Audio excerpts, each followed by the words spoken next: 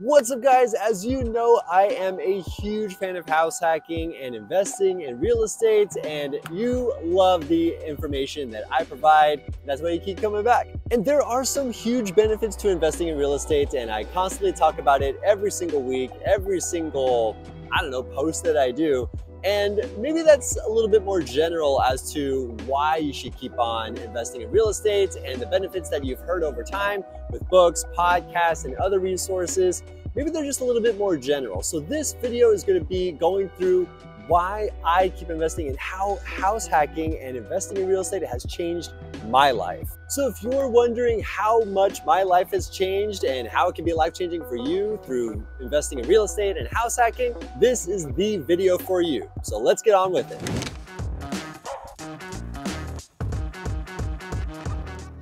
All right, so here's the 5 ways that real estate investing has changed my life, more specifically, house hacking. Number 1 is learning to run a business. So with revenue, capital expenditures, profits, and vacancies, all that stuff you can learn along the way, but it's just so tough to do without actually doing that work yourself.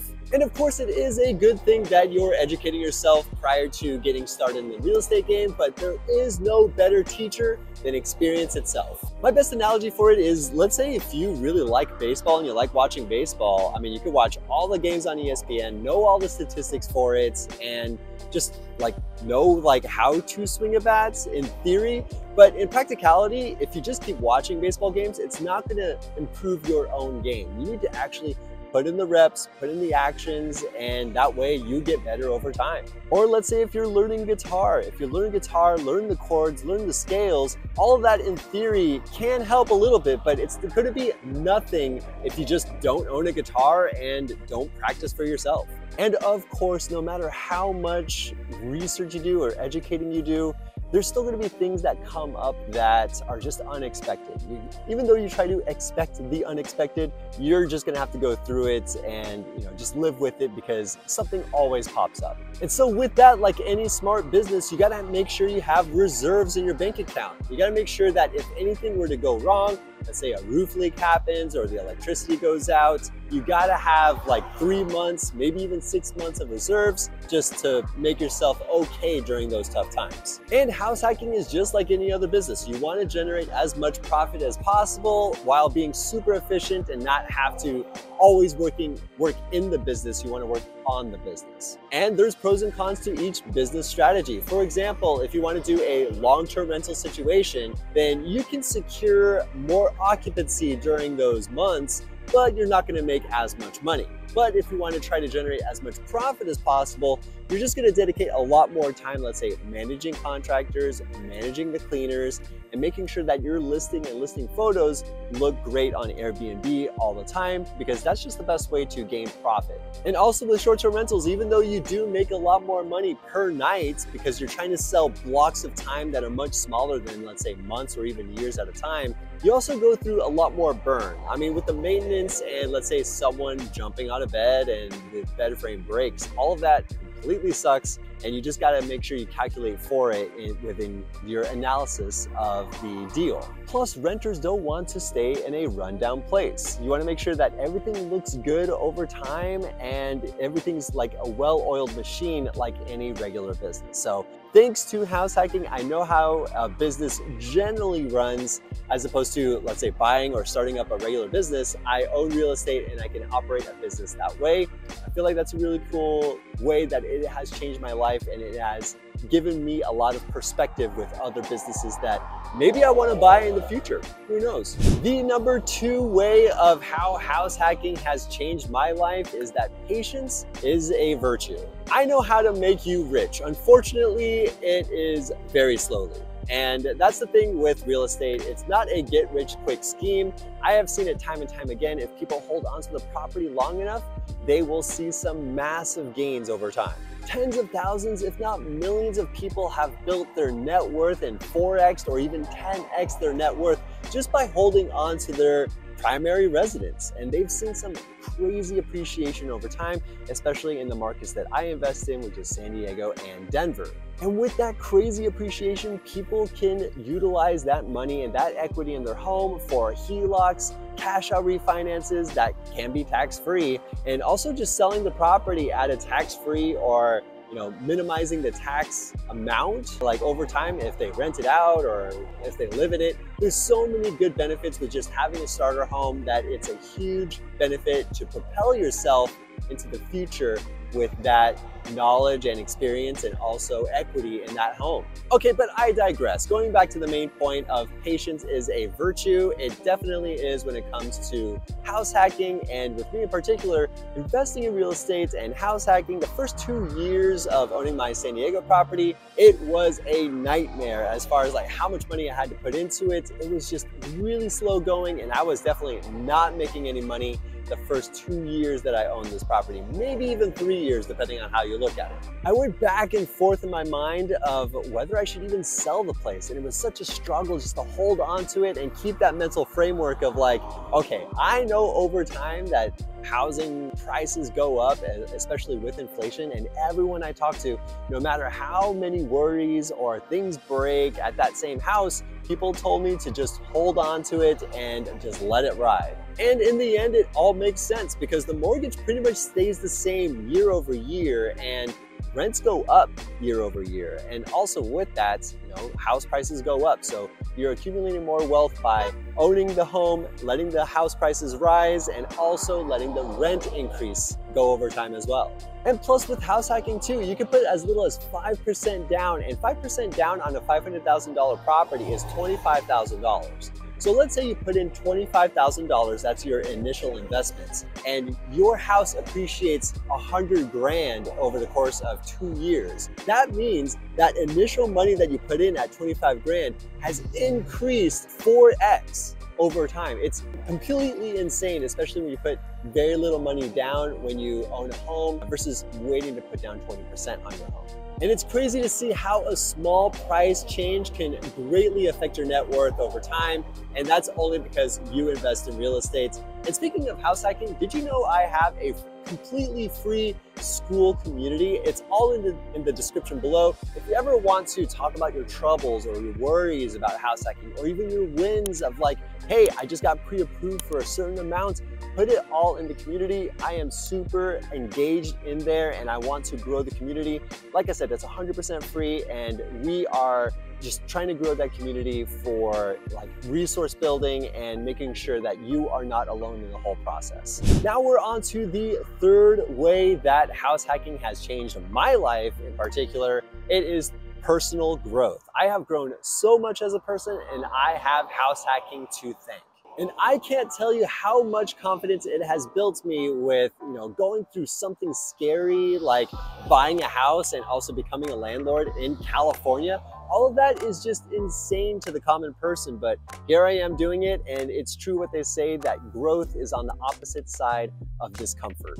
And so, like I said, thanks to discomfort of like having to learn to buy a house, what the numbers would be like if I were to rent out the rooms, like knowing how to be a landlord, especially in California where it's very tenant friendly versus landlord friendly. I mean, all of that is so stressful for the common person. It was definitely stressful for me, and knowing that I got through it and am still being a landlord and the property manager for my own properties, it just gives me so much confidence knowing that like, hey, I could do this, and I could definitely do a lot of other things that I think is scary.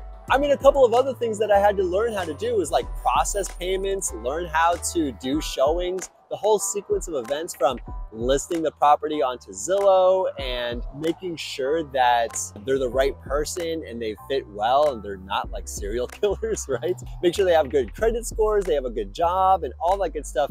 I had to put on that hat of almost fake it till you make it until I had a legitimate renter living with us in the home. And it's not just the renter side that was stressful, it was also just maintaining the home. For example, like landscaping, working with contractors. I had to replace a new roof, not me in particular, but I had to hire someone to put in a new roof. Foundation issues, insurance issues, all of that came up, and now I know how to navigate that stuff just because I came into the game bat swinging, hitting the ground running, and knowing how to do it with the mentality of like, I could get through this for sure. So if you really want that personal growth to really light a fire under you, make sure you have $1 million in good debt, like I do myself. I mean, now that I have 3 properties, like it is well over $1 million of debt and mortgage, but that doesn't scare me because I know that my tenants are paying that debt for me, and I get to ride the positive side and the pros side with owning the real estate, and I give my renters a great place to live in return.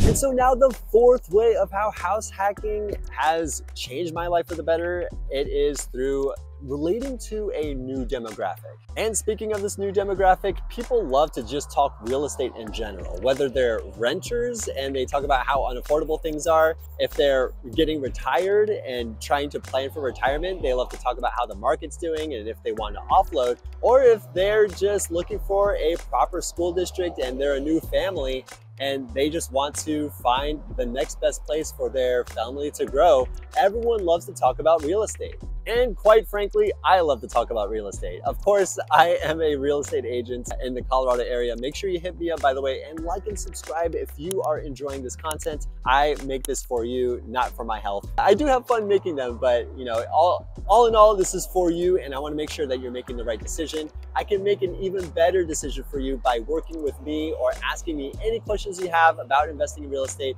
or just buying a home. Just hit me up. And the reason why I love talking about real estate so much is because pretty much all of my stressors in life and also positives in life come from real estate. For example, my livelihood depends on it, my rental income, my retirement fund, and also all my debt is pretty much in real estate. So of course I love talking about this as much as possible. And so now you're probably thinking that I am way too overfunded and overexposed in the real estate market compared to the rest of my portfolio. And with that, I would probably say you are right. But that's okay. I am so confident that real estate will take me where I want to go, that I am investing the lion's share of my portfolio value in real estate. And even Warren Buffett said that diversification is a hedge against ignorance. So basically, if you don't know much about a certain subject, or if you don't know much about, let's say, stocks, you want to invest more into ETFs and mutual funds where it's like an array or like a group of stocks versus just picking one stock and hoping that it will grow.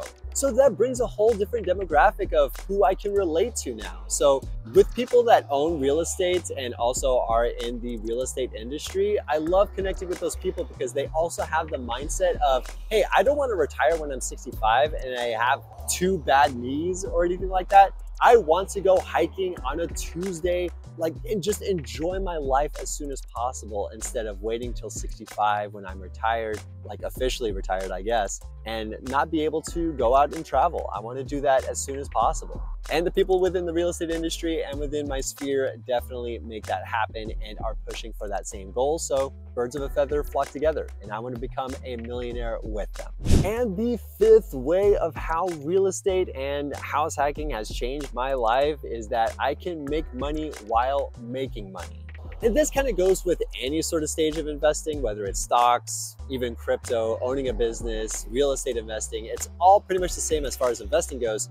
We have all seen the effects of inflation and how much we get paid on a W-2 salary it doesn't even match inflation. With a 3% raise annually, it doesn't even match, let's say, a 7% inflation. If anything, we're losing money over time. And those businesses out there that don't give a proper raise over time, it's pretty significant, and people will definitely leave for a different company because they see a bigger salary jump by moving jobs rather than staying with that job and trying to be loyal with them. I mean, my wife, it's crazy. Kat, she got laid off after just being so loyal and dedicated to the company.